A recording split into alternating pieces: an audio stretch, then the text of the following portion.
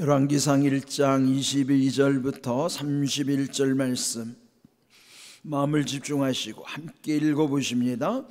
밧세바가 왕과 말할 때에 선지자 나단이 들어온지라 어떤 사람이 왕께 말하여 이르되 선지자 나단이 여기 있나이다 하니 그가 왕 앞에 들어와서 얼굴을 땅에 대고 왕께 절하고 이르되 내 주 왕께서 이르시기를 아도니아가 나를 이어 왕이 되어 내 왕위에 앉으리라 하셨나이까?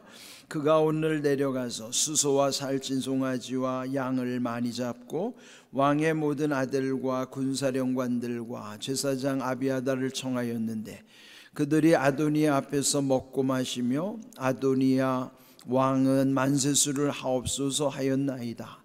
그러나 왕의 종 나와 제사장 사독과 여호야다의 아들 브나야와 왕의 종 솔로몬은 청하지 아니하였사오니 이것이 내 주 왕께서 정하신 일이니까. 그런데 왕께서 내 주 왕을 이어 그 왕위에 앉을 자를 종에게 알게 하지 아니하셨나이다. 다윗 왕이 명령하여 이르되 밧세바를 내 앞으로 부르라 하며 그가 왕의 앞으로 들어가 그 앞에 서는지라. 왕이 이르되 내 생명을 모든 환난에서 구하신 여호와께서 살아계심을 두고 맹세하노라. 내가 이전에 이스라엘의 하나님 여호와를 가리켜 내게 맹세하여 이르기를 내 아들 솔로몬이 반드시 나를 이어 왕이 되고 나를 대신하여 내 왕위에 앉으리라 하였으니 내가 오늘 그대로 행하리라. 밧세바가 얼굴을 땅에 대고 절하며 내 주 다윗 왕은 만세수를 하옵소서 하니라. 아멘. 열왕기 1장은 좀 내용이 길죠. 여기 열왕기를 시작하면서부터 다윗의 노쇠함으로 그러면 이제 분별이 떨어지고 또 그 밑에서는 어떤 일이 일어나는지를 잘 모르는 때죠. 이제 이때 그 다윗의 넷째 아들 아도니아, 근데 이 앞에 형들은 이제 다 죽었고 비록 넷째지만 그가 맞이의 역할을 하는 입장에서는 차기 왕권에 가장 유리한 입장이죠. 이 아도니아는 이제 스스로 왕이 되기 위하여 자기와 함께할 사람들을 모아서 이미 이제 그 모든 음모를 이제 그들과 공유한 것이죠. 이제 이 상황에서 그 정보를 알게 된 나단 선지자가 그 밧세바, 솔로몬의 어머니 밧세바를 찾아가서 그 사실을 알려주고 또 이 밧세바로 하여금 그 다윗 왕을 찾아가서 이 정황을 이제 말해주라고 하는 것이에요. 그러면은 뒤따라가서 나단 선지자도 그 모든 말을 다시 함으로 확증하도록, 그러면 이제 솔로몬을 왕으로 세우고자 하는 이제 두 가지 흐름이 있는 것이에요. 여기 아도니아는 스스로 왕이 되고자 하는 것이고 또 나단 선지는 하나님의 뜻을 이미 알고 있기 때문에 차기 왕은 솔로몬이 되어야 된다는 것. 그래서 지금 이 모든 역사를 거스르는 이 어떻게 보면 반역이죠. 근데 이런 일들에 있을 때 중요한 것은 그 하나님의 뜻이 어디에 있는가를 아는 것이 중요한 것이죠. 뭐든지 보면은 하나님이 하시고자 하는 것은 반드시 이루어지는 거예요. 안 되면 되게 하라라고 하는 그 어느 특정 부대의 구호가 있어요. 물론 이제 부대의 특성상 반드시 이겨야 한다는 당위성 때문에 안 되면 되게 하라는 것이 설득력이 있을 수는 있습니다. 그렇지만은 그것이 일반화될 수는 없어요. 우리가 일상에서 모든 일이 안 되는 것을 되게 함으로써 부작용이 나타나는 경우가 많죠. 안 되는 것은 안 되는 것이고 돼야 하는 것은 돼야 하는 거예요. 그러면 우리가 중요한 것은 하나님의 뜻을 분별하는 것이 중요하죠. 안 되는 것을 억지로 되게 하려다가 탈이 나기도 하고 또 될 수 있는 것도 자기가 방심하거나 또는 관심이 없으면은 될 수 있는 것도 안 될 수밖에 없는 거예요. 그렇다면은 여기 지금 이 당시의 왕을 뽑는다는 것은 이제 오늘로 말하면 최고 지도자를 세우는 일이죠. 그렇다면은 그냥 한 나라의 존망이 좌우될 뿐만 아니라 또 최고 지도자의 리더십에 따라서 모든 백성에게도 영향을 주는 거예요. 우리나라의 한 대통령은 한 사람이지만 그의 지도력 밑에 온 국민의 모든 삶이 좌우되는 거예요. 마찬가지예요. 그래서 여러분, 모든 지도자는 중요하지만 최고 지도자는 가장 중요한 거라고요. 이 상황에서 지금 이 솔로몬을 왕으로 옹립하려고 하는 이 나단 선지자와 이 밧세바와의 이 합력하는 모습, 그를 이제 오늘 말씀 속에서 또 계속 이어가는 것입니다. 자, 22절, 밧세바가 왕과 말할 때 선지자 나단이 들어왔다. 자, 이미 밧세바와 나단이 다 말을 한 다음에 먼저 밧세바가 왕을 찾아갔고 뒤이어 나단이 들어온 것이죠. 그러면은 왕을 중심으로 밧세바와 나단이 이제 이 중대 사안을 이제 함께 논하는 자리가 되는 것이죠. 이때 이 나단이 그 왕에게 말하면서 24절, 내 주 왕께서 이르시기를 아도니아가 나를 이어 왕이 되어 내 왕에 앉으라 하셨나이까? 이제 사실 확인하는 것이죠. 그럴 리가 없죠. 다윗이 아도니아를 왕으로 세운다고 한 적이 없죠. 나단은 알면서도 그 사실 확인을 위해서 물은 거예요. 그러면서 25절, 그가 오늘 내려가서 수소와 살진 송아지와 양을 많이 잡고 왕의 모든 아들과 군사령관들과 제사장 아비아달을 청하였는데 그들이 아도니아 앞에서 먹고 마시며 아도니아 왕은 만세수를 하옵소서 하였나이다. 근데 여기 보면 오늘 내려가서라고 한 것을 보면은 그 정보를 입수한 즉시로 왕에게 이들이 찾아간 거예요. 그러니까 얼마나 민첩한지 알죠? 시간을 지체하지 않은 거예요. 오늘 그들이 이렇게 모였는데 오늘 왕을 만나가지고 지금 오늘 이런 일이 있었습니다라고 즉시로 보고한 것이죠. 여러분, 사안에 따라서 좀 늦게 할수록 좋은 일도 있지만 빨리 해야 되는 긴박한 상황도 있어요. 이런 것도 분별해야 되죠. 늦춰야 될 것과 빨리 해야 될 것을. 그래서 모든 일은 선후와 경중을 따져야 돼요. 먼저 할 것과 나중 할 것, 가벼운 것과 중요한 것, 이런 선후 경중에 따라서 분별이 돼야 하는 것처럼. 그런데 여긴 지금 긴박한 상황이니까 오늘 그런 음모가 있었던 것을 오늘 왕을 찾아가 가지고 이런 모든 사실을 알려주는 것이죠. 거기에 모인 사람들의 이야기만 들어도 쟁쟁한 유력자들이 있다는 것을 다윗이 다 알게 되겠죠. 더군다나 그 자리에 요압이라고 하는 장군은 다윗 밑에 거의 2인자 역할을 하는 실세 아니에요. 그럴 때 지금 이 쿠데타 모임이 얼마나 위험한가를 직감하게 되는 것이잖아요. 그러면서 이때 27절, 이것이 내 주 왕께서 정하신 일이냐니까? 그럴 리가 없죠. 그러니까 이 나단 선지자도 얼마나 이 지금 정세를 아주 그냥 예리하게 보는 것뿐만 아니라 다윗의 마음도 지금 꿰뚫고 있는 거예요. 그러면서 말하기를 27절, 그런데 왕께서 내 주 왕을 이어 그 왕에 앉을 자를 종에게 알게 하지 아니하셨나이다. 자, 밧세바와 다윗은 부부관계니까 솔로몬에게 다음 왕이 될 것을 말해줬지만은 실제로 이 나단 선지자는 다윗으로부터 공식적으로 들은 바가 없어요. 그러니까 여러분, 비공식적으로 듣는 것과 공식적으로 듣는 것은 달라요. 우리가 소문을 통해서 듣는 것은 이건 비공식적으로 듣는 것이죠. 그거는 사실일 수도 있고 사실이 아닐 수도 있어요. 그러나 공식적으로 선포되는 것은 사실이어야만 합니다.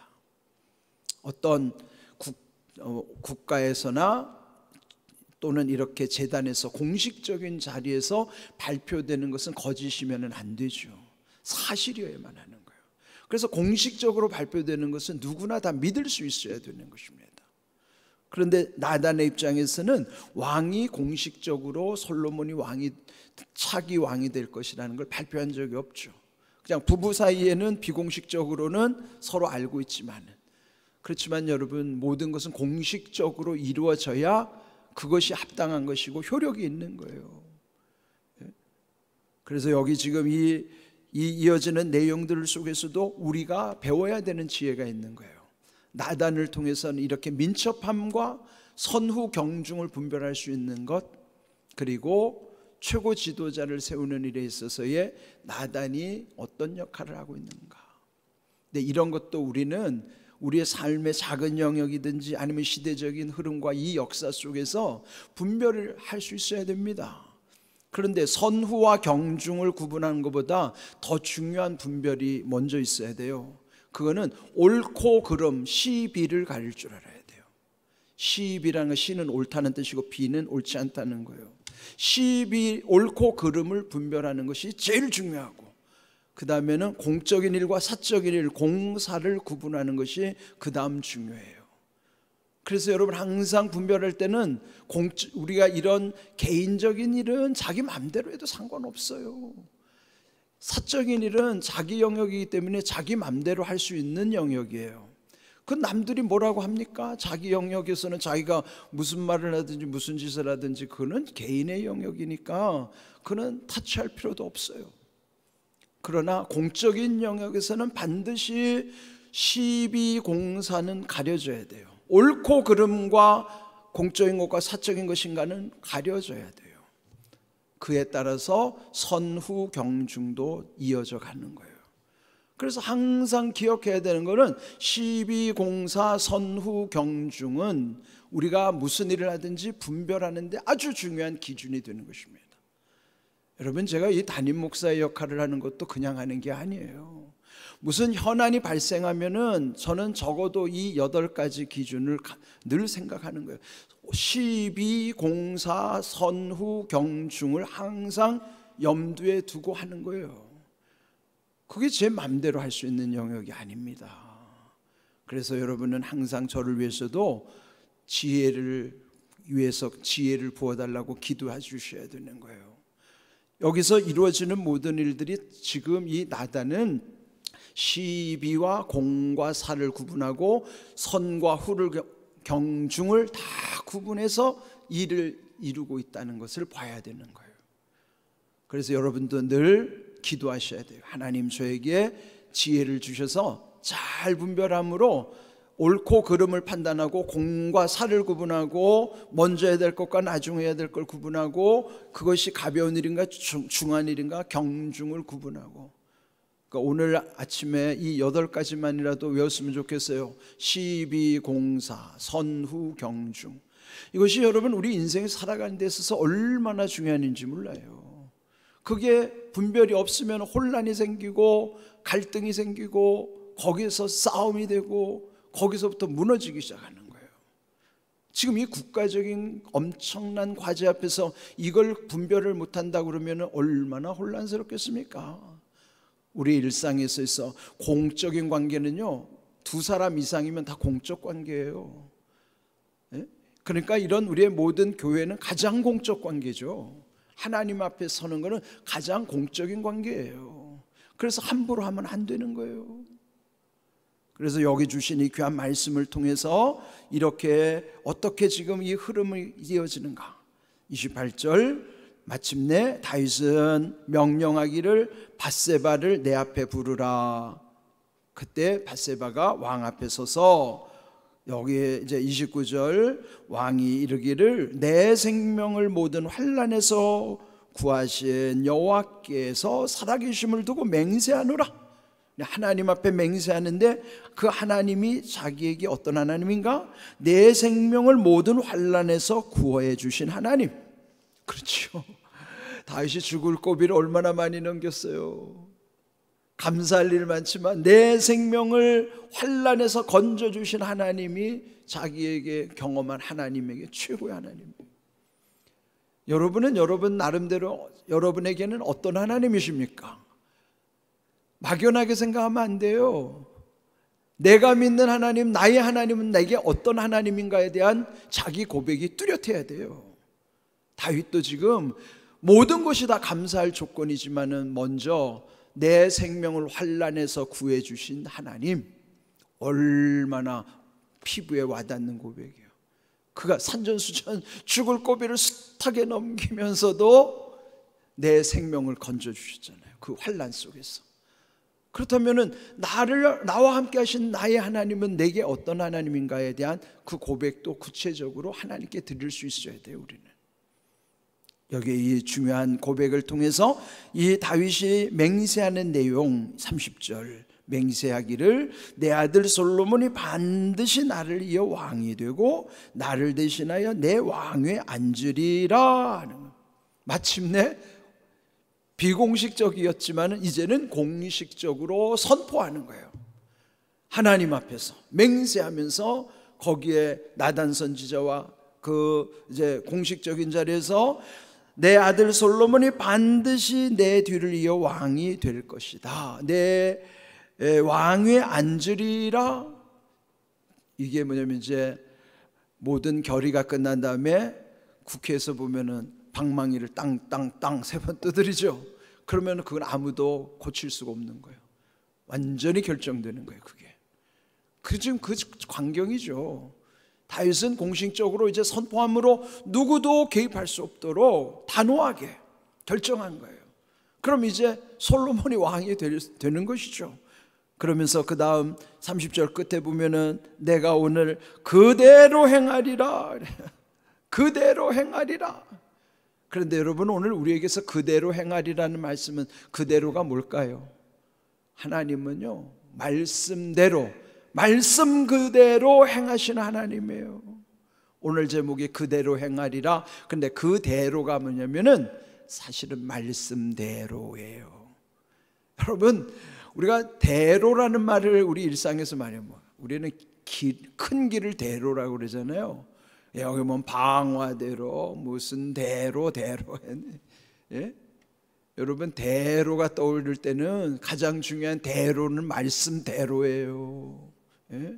말씀대로 이루시기 때문이에요. 말씀대로 이루시는 은혜와 복을 우리는 체험하면서 간증하면서 누리게 하시는 거예요. 그렇다면은 이 그대로 되리라고 하신 말씀을 이 바울도요, 자기 역사 속에서 경험한 사건을 사도행전 27장 25절, 자, 함께 읽어봅니다. 그러므로 여러분이여 안심하라. 나는 네게 말씀하신 그대로 되리라고 하나님을 믿노라. 이 말씀은요, 이제 사도행전 후반부잖아요. 사도행전 28장까지 했는데, 이 바울이 마지막은 죄수의 신분으로 로마에 압송돼 가는 거예요. 근데 그 배에 276명이나 되는 많은 사람들이 타고 있었어요. 그런데 그 중도에 유라굴로라고 하는 광풍이 한 보름 가까이 14일 동안 막 배가 뒤집힐 정도로 사람들이 다 절망에 빠져 있고 배에 있는 거 다 버리고, 그런 절체절명의 순간에 거기에 사람들에게 다윗이 고백하는 거예요. 안심하십시오 여러분, 나는 나에게 말씀하신 하나님 그 말씀대로 되리라는 것을 나는 믿습니다. 그 하나님을 믿습니다. 그 전날 하나님이 다윗에게, 이 바울에게 말씀해 주셨기 때문에 그 말씀하신 대로 하나님이 이루실 것을 그들에게 전해주는 거예요. 여기도 보면은 말씀하신 그대로 되리라. 그렇습니다. 우리가 무슨 목소리 높인다고 해서 되는 게 아니에요. 사람의 힘으로 우격다짐이나 우리끼리 무슨 작당 모의를 한다고 해서 되는 게 아니에요.